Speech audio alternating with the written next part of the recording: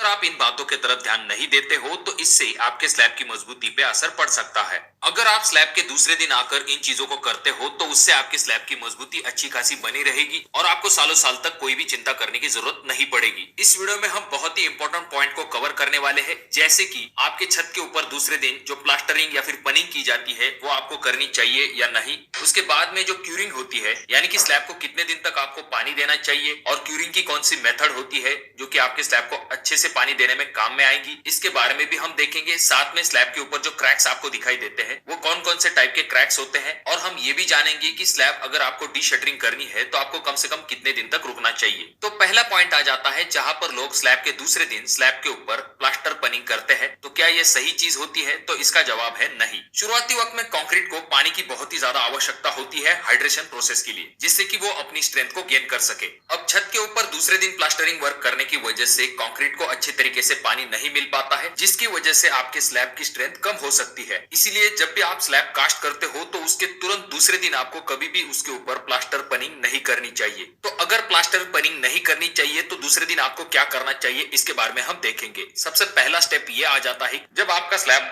सूख जाता है यानी कि चलने लायक हो जाता है तो आपको सबसे पहले उसके ऊपर पानी मार लेना है, क्योंकि शुरुआती वक्त में जो है बहुत ज्यादा वाटर लॉस होता है, तो हाइड्रेशन प्रोसेस के लिए बहुत ज्यादा पानी की आवश्यकता होती है। शुरुआती वक्त में जब आपका कंक्रीट चलने लायक हो जाता है, ऐसे वक्त में आपको एकदम हल्के हाथ से उसे पानी देना है। हल्के हाथ से यानी कि बारिश की हल्की बूंदे जब गिरती है तो इस तरह से जो है आपको स्लैब को पानी देना है, क्योंकि अगर आप बहुत ज्यादा प्रेशर से पानी देते हैं तो आपके स्लैब का ऊपरी लेयर जो है वो खराब हो सकता है। और उसके बाद दोस्तों दूसरा दिन आ जाता है, तो उस दिन आपको सुबह उठ के सबसे पहला काम यही करना है कि आपको वापस से स्लैब को जो है पानी देना है, क्योंकि दोस्तों शुरुआती वक्त में बहुत ज्यादा पानी की आवश्यकता होती है आपके स्लैब को। और उसके बाद में जो है हम पॉन्डिंग करते हैं, सीमेंट स्लरी देते हैं, इस वजह से दोपहर तक जो है आपके स्लैब को पानी नहीं मिल पाता। और तो और आप जब तक आपका पॉन्डिंग वाला मोटर जो है वो सूखता नहीं तब तक भी आप जो है स्लैब को पानी नहीं दे सकते। तो इस वजह से आपको शुरुआती वक्त में 2 बार जो है उसे पानी दे देना है। और जब आप देखेंगे दोस्तों स्लैब के ऊपर जाकर, तो आपको पहले चेक कर लेना है कि आपके स्लैब के ऊपर कितने क्रैक आए हैं या नहीं। अगर छोटे छोटे क्रैक्स आते हैं जैसे कि आप अगले वीडियो में देख रहे हो, तो ये मेनली 3 टाइप के क्रैक्स होते हैं। सबसे पहला क्रैक होता है दोस्तों जो कि होता है प्लास्टिक श्रिंकेज क्रैक, उसके बाद में आता है प्री मैच्योर ड्राइंग क्रैक, और तीसरा आता है दोस्तों जो कि होता है सेटलमेंट क्रैक। अब जो प्लास्टिक श्रिंकेज क्रैक और जो प्री मैच्योर ड्राइंग क्रैक होते हैं वो छोटे छोटे क्रैक्स होते हैं। वो जो क्रैक्स होते हैं दोस्तों वो अक्सर ही स्लैब पे देखे जाते हैं, तो इससे बहुत ज्यादा डरने की आवश्यकता नहीं। परंतु फिर भी अगर आपके स्लैब पर बहुत ही ज्यादा बड़े क्रैक्स है यानी कि आर पार जो है आपको दिखाई दे रहा है, यानी कि दोस्तों स्लैब के टॉप से लेके बॉटम तक अगर क्रैक है और बहुत ही बड़े क्रैक है, तो ऐसे वक्त में आपको आपके इंजीनियर को जरूर दिखा लेने हैं। उसके बाद में दोस्तों जब आपके मिस्त्री आते हैं तो वो साइड खोलते हैं, तो साइड खोलने के बाद आपको देख लेना है कि आपके स्लैब के जो बीम होते हैं साइड में, तो उनके ऊपर कोई हनी कॉम्बिंग आया है या नहीं। हनी कॉम्बिंग यानी कि दोस्तों सीमेंट स्लरी जब लॉस हो जाती है तो इस वजह से दोस्तों आपको देख लेना है कि बाहर की तरफ कुछ इस तरह से जो हनी कॉम्बिंग है यानी कि जो सिर्फ आपकी गिट्टी यानी कि जो एग्रीगेट है वो तो नहीं दिखाई दे रहा है। तो ऐसे जगह को दोस्तों आपको देख लेना है। बहुत ज्यादा बड़े है तो ये बहुत गलत बात होती है, पर अगर छोटे छोटे पैचेस है तो आपको उसको पॉलीमर मॉडिफाइड मोर्टर का इस्तेमाल करते हुए फिल कर लेना है, या फिर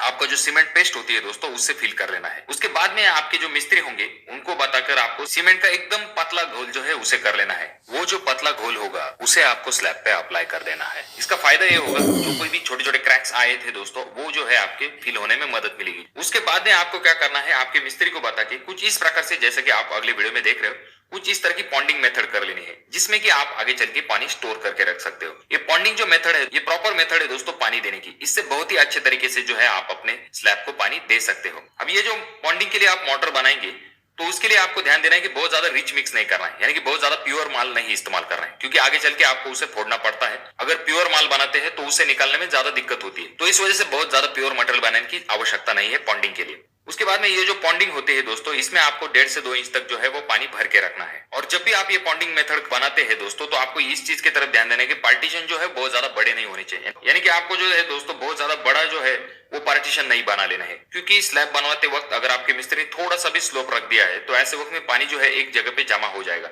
और दूसरी जगह जो है वो खुली छूट जाती है। तो इस वजह से आपको इस चीज की तरफ ध्यान देना है कि पार्टीशन बहुत ज्यादा बड़े नहीं बनवाने हैं। और इस चीज की तरफ भी ध्यान देना है कि कहीं जब आप पानी भरने के बाद थोड़ी देर बाद जो है आपका कोई कोना जो है वो खुला तो नहीं छूट रहा है। अगर वो खुला छूट रहा है तो ऐसे वक्त में आप जो है थोड़ी बहुत मिट्टी लेके वहां पर छोटा सा पार्टीशन बना सकते हैं, जिससे कि आप वहां पर जो है पानी ठहर सके।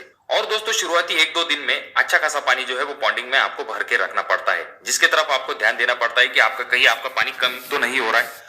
और दोस्तों यहाँ पर थोड़ा बहुत पानी जो है वो कम भी होता रहता है। शुरुआती दिनों में दोस्तों आपको पानी जो है बॉन्डिंग में खास करके मेंटेन रखने की तरफ आपको ध्यान देना पड़ेगा। अगर थोड़ा बहुत पानी कम हो गए तो वापस से उसे भर के रखिए। 2-4 दिन होने के बाद दोस्तों स्लैब उतना पानी नहीं खींचेगा, इस वजह से आपको बार बार जो है बॉन्डिंग भरने की जरूरत नहीं पड़ती। फिर भी आपको ध्यान देना है कहीं पानी बहुत ज्यादा कम तो नहीं हो रहा है। कभी कभी लीकेज अगर होता है तो ऐसे वक्त में भी जो है आपका बॉन्डिंग में से पानी जो है वो कम हो जाता है, तो ये चीज भी आपको देख लेनी है।